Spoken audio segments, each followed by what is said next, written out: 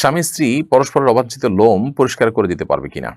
অনেকে প্রিয় মানুষের কবরের পাশে নিজের কবর দেওয়ার জন্য ওসিয়ত করেন। পাশাপাশি দুই কবরের বাসিন্দারা কি পরস্পরকে দেখতে পারেন?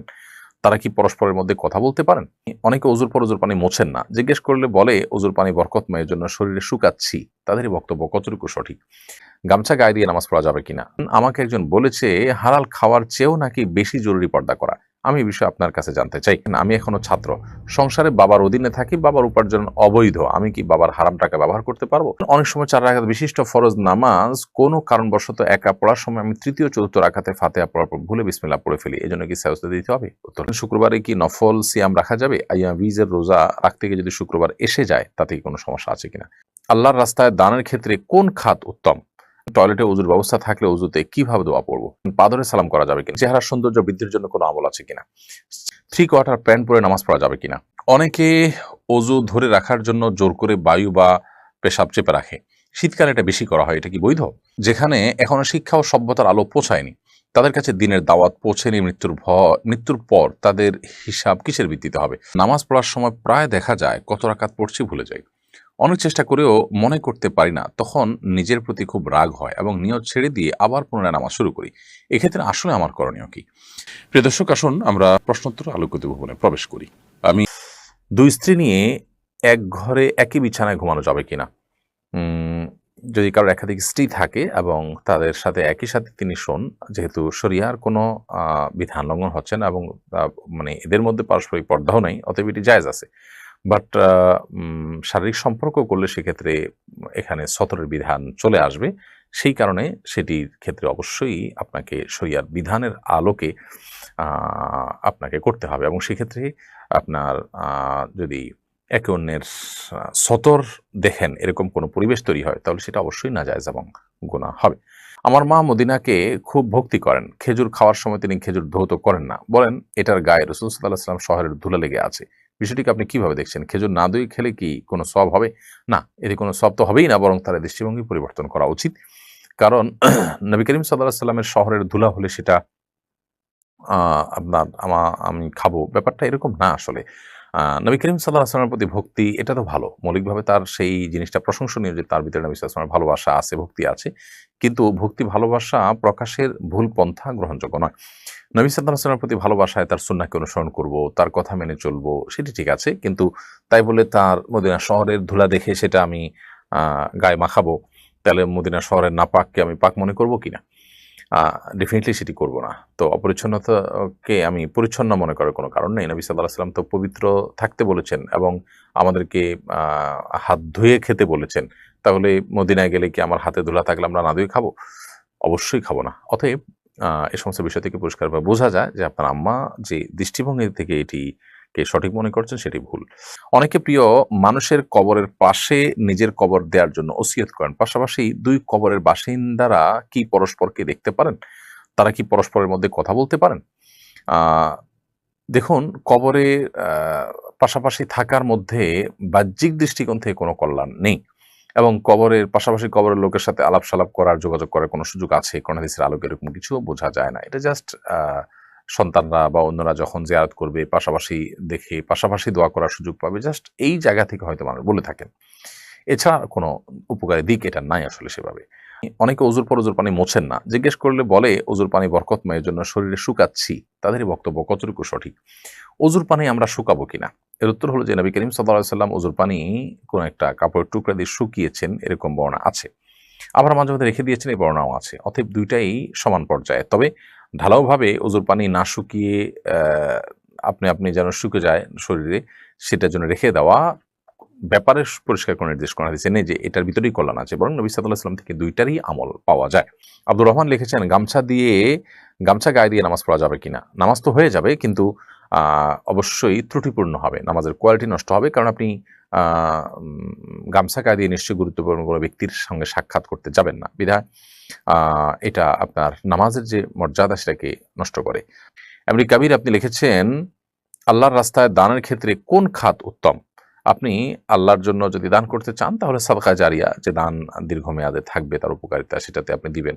এরপর যেটাতে দানের প্রয়োজনটা অনেক বেশি থাকবে, কোথাও মসজিদের নিড অনেক বেশি থাকতে পারে, কোথাও টিউবওয়েলের নিড বেশি থাকতে পারে। যেখানে যেটা নিড বা প্রয়োজনটা বেশি থাকবে সেটাকে আপনি প্রায়োরিটি দিয়ে দান করবেন। পরে অনজিলা খাতুন আপনি লিখেছেন এই আইডি থেকে ৪ রাকাত বিশিষ্ট ফরজ নামাজের ৩য় রাকাতে ভুলে যদি সূরা ফাতিহার সাথে অন্য কোনো সূরা পড়ে ফেলি তাহলে নামাজ হবে কিনা? ৪ রাকাত বিশিষ্ট ফরজ নামাজের ৩য় রাকাতে সূরা ফাতিহার পর অন্য কোনো সূরা আপনি পড়ে ফেললে নামাজ হয়ে যাবে। নামাজ হবে না, ব্যাপারটা সেই লেভেলের না। তাসনিমা আক্তার লিখেছেন চেহারার সৌন্দর্য বৃদ্ধির জন্য কোনো আমল আছে কিনা? চেহারার সৌন্দর্য বৃদ্ধি এটার জন্য ইমানদারের খুব বেশি চিন্তা বা টেনশনের বিষয় না, যার কারণে এটার জন্য কোনো কোরআন হাদিসে বাতানো কোনো আমল আসলে নেই। একজন ইমানদার তিনি তার আমল এবং কর্মকে সুন্দর করার চেষ্টা করবেন। চেহারা আল্লাহ তাআলা যেভাবে দিয়েছেন সেটাকে শুধু যত্ন করবেন। এটাকে আরো সৌন্দর্য বৃদ্ধি করা ইসলামে নাজায়েজ নয়, কিন্তু এটা ইমানদারের কাছে কোনো গুরুত্বপূর্ণ আইটেমই না যে এটার জন্য কোরআন হাদিসে আলাদা করে কোনো দোয়া শিখাবে। যাদের কাছে এই পার্থিব এই বিষয়গুলো, তুচ্ছ বিষয়গুলো অনেক বড়, যারা আখিরাতে বিশ্বাসী নয়, সেই মানুষগুলো সাধারণত এগুলো নিয়ে অনেক বেশি অরিড থাকে, অনেক বেশি তারা এগুলো নিয়ে পেরেশান থাকে। তো চেহারা সৌন্দর্য বৃদ্ধির জন্য কোনো উপায় অবলম্বন করলে সেটাকে আমি হারাম বলছি না। কিন্তু এইটাকে ইসলাম এত বড় করে দেখে না যে এটার জন্য আলাদা কোনো আমল দিবে। আমল দিবে তো তখন যখন জিনিসটা খুব গুরুত্বপূর্ণ হবে। তো যাই হোক, এটার জন্য আলাদা কোনো দোয়া বা আমলের কথা কোরআন হাদিসে কোথাও বলা হয়নি। তবে আপনি যদি মনে হয় যে আপনার চেহারাতে এমন কিছু আছে যেটার কারণে আপনি অবহেলার শিকার অথবা অপমানের শিকার বা অবমূল্যায়নের শিকার, সেক্ষেত্রে আল্লাহ তাআলার কাছে আপনি সাধারণভাবে তো দোয়া করতেই পারেন অথবা বৈধ কোনো উপায়ে চেষ্টা করতে পারেন। আমি বলছি যে যারা চেহারা সৌন্দর্য বলতে আল্লাহ যা দিয়েছেন সেটা তে কোনো উল্লেখযোগ্য কোনো ত্রুটি নেই, কিন্তু তারপরও সুন্দরত্ব কোনো শেষ নেই। তারা আরো সুন্দর করার পিছনে মরিয়া হয়ে থাকেন এবং এটার পিছনে লাখ লাখ টাকা খরচ করেন এবং এটার পিছনে লেগে থাকেন। একটা পর্যায় পর্যন্ত এটা জায়েজ আছে, কিন্তু যখন সীমানা ছাড়িয়ে যায় তখন সেটা কিন্তু অপচয় এবং নাজায়েজের পর্যায়েও চলে যায়। সেটি মাথায় রাখতে হবে। খোলাসা কথা হলো, আপনার চেহারাতে যদি কোনো ত্রুটি থাকে যেটা আপনার সৌন্দর্যকে নষ্ট করে এবং সেটার কারণে আপনি সমস্যাগ্রস্ত থাকেন, তো আপনি কোনো ট্রিটমেন্ট করতে পারেন। আবার আল্লাহর কাছে দোয়াও করতে পারেন যে আল্লাহ আপনি আমার সমস্যা দূর করে দিন। দোয়া আপনি ওপেন উন্মুক্ত দোয়া আপনি আল্লাহর কাছে নিজের ভাষায় দোয়া করবেন। ইনশাআল্লাহ আল্লাহ রাব্বুল আলামিন আপনার দোয়া কবুল করতে পারেন। আর দ্বিতীয়ত, যদি এরকম পর্যায়ে না থাকে, জাস্ট আপনার সৌন্দর্য যেটুকু আছে এটাকে আরো বাড়াতে চান, আপনি এটা আসলে ত্রুটিপূর্ণ কিছু নাই, আরো সুন্দর করতে চান, সেটাও আপনি করতে পারেন। কিন্তু এটার জন্য খুব বেশি টাকা পয়সা ব্যয় করে যদি আপনি অপচয় সীমানা চলে যান, সেক্ষেত্রে সেটা গুনাহ হবে। আর আমল হিসাবে এক্ষেত্রে আল্লাহ তাআলার কাছে আপনি দোয়া করতে পারেন। তবে নবী করিম সাল্লাল্লাহু আলাইহি ওয়াসাল্লাম ফজর নামাজের জন্য যখন নামাজের জায়গার দিকে যেতেন, তখন একটা দোয়া পড়তেন। বিভিন্ন হাদিস দ্বারা বিভিন্ন দোয়ার কথা প্রমাণিত আছে। এর ভিতরে একটা হলো আল্লাহুম্মা জাআল ফি কলবি নূরা ওয়া ফি ওয়াজহি নূরা। আল্লাহ আমার চেহারাকে আপনি আলোকিত করে দিন। এটা অবশ্য বাহ্যিক সৌন্দর্য নয়। এটা হলো ঈমানের একটা নূর, আ যেটা যেটা আপনার এই চামড়ার সৌন্দর্য নয়। যেটার মধ্যে এক ধরনের লাবণ্য থাকবে, এক ধরনের সৌন্দর্য থাকবে, অভাবনীয়, অকল্পনীয়, আ এবং যে সৌন্দর্যটা একেবারেই আপনার অতিপ্রাকৃতিক। অতএব সেটার জন্য আল্লাহ তাআলার কাছে সে দোয়া আপনি করতে পারেন, সেটা ভিন্ন বিষয়। এমডি ফারুক আপনি লিখেছেন ইউটিউব চ্যানেলে, আমি অনেক চিকন, আমার স্বামী আ মোটা মেয়ে পছন্দ করে। আমি কি মোটা হওয়ার জন্য ওষুধ খেতে পারবো? জি, পুরুষ আইডি থেকে সম্ভবত কোনো বোন আপনি প্রশ্ন করেছেন। আ মোটা হওয়ার জন্য, মোটা-তাজা হওয়ার জন্য কোনো ঔষধ গ্রহণ করলে সেটি যদি স্বাস্থ্যের জন্য ক্ষতিকর দিক থাকে, তাহলে ডেফিনিটলি সেটি গ্রহণ করা যাবে না। কারণ মানুষ নিজের স্বাস্থ্যকে ধ্বংসের দিকে ঠেলে দেওয়ার মতো কোনো কাজ করলে সেটি ইসলামের শরীয়তের দৃষ্টিকোণ থেকে জায়েজ হয় না, সেটা গুনাহের কাজ হয়। বিধায় এটি করা যাবে না। আবার সেই সাথে এও আমাদের মাথায় রাখতে হবে যে আ মোটা হওয়া এটা তো আসলে কোনো ভালো জিনিস না। তুলনামূলকভাবে একটু আ আপনার আ আ খুব বেশি চিকন হলে সেটা যাতে না হয়, সেটা যদি চান কেউ, তাহলে সেক্ষেত্রে খাবার-দাবার খাদ্যাভ্যাস এগুলো একটু পরিবর্তন করলেই হয়তো পরিবর্তন হতে পারে। সেই পন্থাটা আপনি অ অবলম্বন করতে পারেন। আর যদি কোনো ওষুধে সাইড ইফেক্ট না থাকে, সাধারণত এই সমস্ত ওষুধে সাইড ইফেক্ট থাকেই থাকে। যদি এরকম কিছু থাকে, সাইড ইফেক্ট নাই, নিশ্চিত হতে পারেন আপনি, তাহলে সেটা গ্রহণ করলে কোনো অসুবিধা নেই। দিলু শিকদার এআইডি থেকে আপনি লিখেছেন, আমি এখনো ছাত্র, সংসারে বাবার অধীনে থাকি, বাবার উপার্জন অবৈধ, আমি কি বাবার হারাম টাকা ব্যবহার করতে পারবো? যদি আপনি অপ্রাপ্তবয়স্ক হয়ে থাকেন এবং আপনার উপার্জনের কোনো পথ খোলা নেই, তাহলে সেক্ষেত্রে আপনি নিরুপায় হিসাবে যেটুকু না হলে আপনার জীবন বাঁচে না, সেটুকু সেখান থেকে শুধু গ্রহণ করতে পারবেন। আর যদি আলহামদুলিল্লাহ আল্লাহ তাআলা আপনাকে প্রাপ্তবয়স্ক করে থাকেন, তাহলে আপনি হাজারটা রাস্তা আছে উপার্জনের, টিউশনি থেকে নিয়ে বহু উপার্জনের উপায় আছে। সেরকম কোনো একটা উপায় অবলম্বন করে আপনি হালাল উপার্জন করার চেষ্টা করবেন এবং সেটি বাবার সংসারে শেয়ার করে আপনি প্রয়োজনে আপনারটা আপনি খাবেন এবং ভোগ করবেন। আর যদি এখনো সে পর্যায়ে আপনার যাওয়ার মতো কোনো সুযোগই না থাকে, তাহলে সেক্ষেত্রে যতদিন পর্যন্ত সুযোগ না হচ্ছে আপনি নিরুপায় হিসাবে ততদিন পর্যন্ত বাবার সম্পদ সংসার থেকে সেটি গ্রহণ করতে পারেন, কিন্তু খুব দ্রুততার সাথে আপনার নিজস্ব উপার্জনের পথ আপনাকে খুঁজে বের করে ফেলতে হবে। স্বামী স্ত্রী পরস্পরের অবাঞ্ছিত লোম পরিষ্কার করে দিতে পারবে কিনা। যেহেতু স্বামী স্ত্রীর মধ্যে কোনো পর্দা নেই, বিধায় তারা যদি কেউ একে অন্যকে এই কাজটি করে দিতে চান, বিশেষ করে বার্ধক্যে বা অসুস্থ হয়ে গেলে অনেক সময় প্রয়োজন হয়, বা স্বাভাবিক অবস্থা যদি করে দেন সেটি কোনো গুনাহের বিষয় নয়।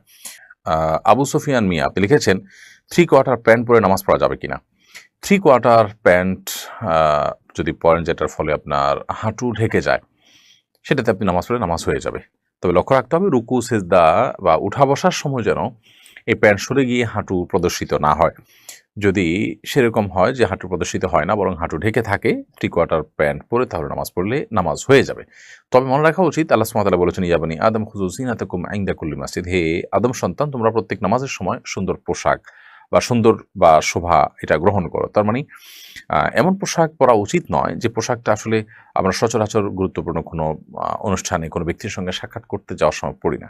নামাজ হয়ে যাবে সেটা একটা বিষয়, কিন্তু নামাজের কোয়ালিটিকে নষ্ট করতে পারে এ ধরনের পোশাক, কারণ এটি আল্লাহর দরবারে আল্লাহর সামনে আমি দাঁড়াচ্ছি তার সঙ্গে কিন্তু যায় না।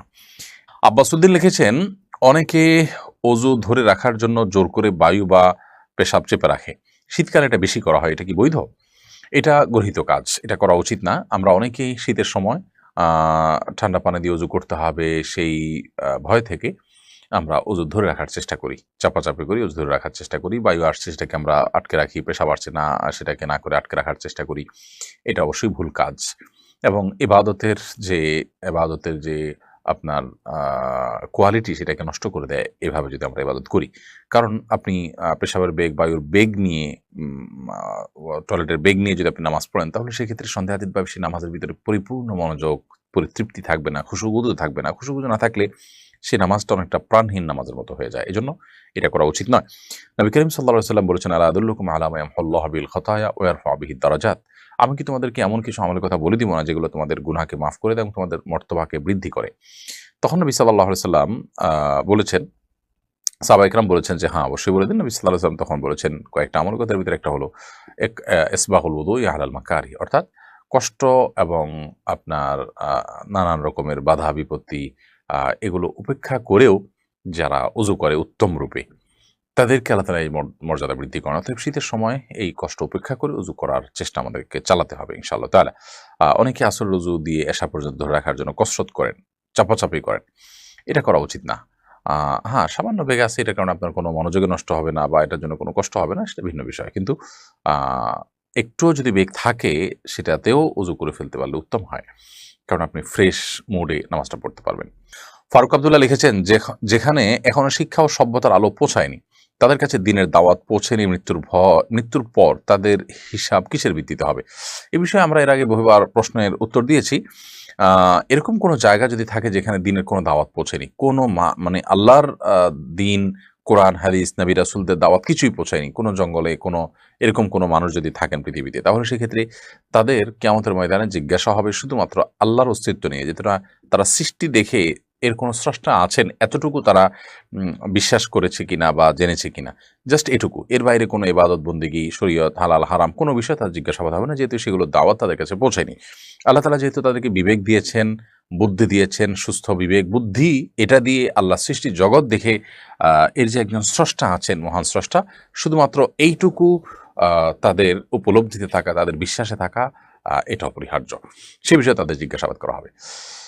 এমনি রুবেল আপনি আমাদের ইউটিউব চ্যানেলে প্রশ্ন করেছেন, নামাজ পড়ার সময় প্রায় দেখা যায় কত রাকাত পড়ছি ভুলে যাই, অনেক চেষ্টা করেও মনে করতে পারি না, তখন নিজের প্রতি খুব রাগ হয় এবং নিয়ত ছেড়ে দিয়ে আবার পুনরায় নামাজ শুরু করি। এক্ষেত্রে আসলে আমার করণীয় কি? নামাজ পড়ার সময় কত রাকাত পড়েছি এটা নিয়ে ভুলে যাওয়া, এটা আমাদের সমাজে এখন একটা ব্যাপক আপনার মানুষের মধ্যে এই সমস্যা দেখা যায় এবং এই সমস্যার মূল কারণ হলো যে আমাদের মনোসংযোগ এখন আর আমরা কোথাও খুব বেশি সময় ধরে রাখতে পারি না। এটা বড় ধরনের একটা অবনতি আমাদের বলতে পারি। তো এর কারণে কোনো কাজে সফলতা পাওয়া অনেক কঠিন হয়, কারণ মনোসংযোগ ছাড়া কোনো কিছুতেই মানুষ অগ্রসর হতে পারে না। তো এই পর্যায়ে আপনি যদি নামাজের মধ্যে মনোযোগ ধরে রাখতে চান, তাহলে সেক্ষেত্রে নামাজের মনোযোগ ধরে রাখার উপায়গুলো আপনাকে অবলম্বন করতে হবে। মোবাইল ইত্যাদির ব্যস্ততা নামাজের অনেক আগে থেকে বন্ধ করে ফেলতে হবে। নামাজে পূর্ণ মনোযোগী হওয়ার চেষ্টা করতে হবে। প্রতিটা রুকুন খুব দীর্ঘ সময় নিয়ে করার চেষ্টা করতে হবে। কি পড়ছি, কি বলছি নামাজে সেগুলো বুঝে, বুঝে পড়ার চেষ্টা করতে হবে। এগুলো লক্ষ্য রাখতে হবে ইনশাআল্লাহ। এখন কত রাকাত পড়েছেন এটা নিয়ে যদি আপনি দ্বিধায় পড়ে যান, তাহলে সেক্ষেত্রে আ আপনি দেখবেন আপনার মনের প্রাবল্য কোন দিকে হয়। আ যদি আপনার মন কোনো একটাকে সায় দেয় যে আমার মনে হচ্ছে আ এইটা হওয়ার সম্ভাবনা অনেক বেশি। অর্থাৎ আ উম ধরা যাক ৩ এবং ৪ নিয়ে সন্দেহ হচ্ছে। তো ৪ হওয়ার সম্ভাবনাই বেশি। তাহলে আপনি ৪ কেই ধরে নিবেন এবং শেষে সিজদায়ে সাহু দিয়ে নিবেন। আর যদি আপনার মনে হয় ৩ হওয়ার সম্ভাবনা বেশি, তাহলে ৩ কে আপনি ধরে নিবেন, ধরে সিজদায়ে সাহু দিয়ে নিবেন।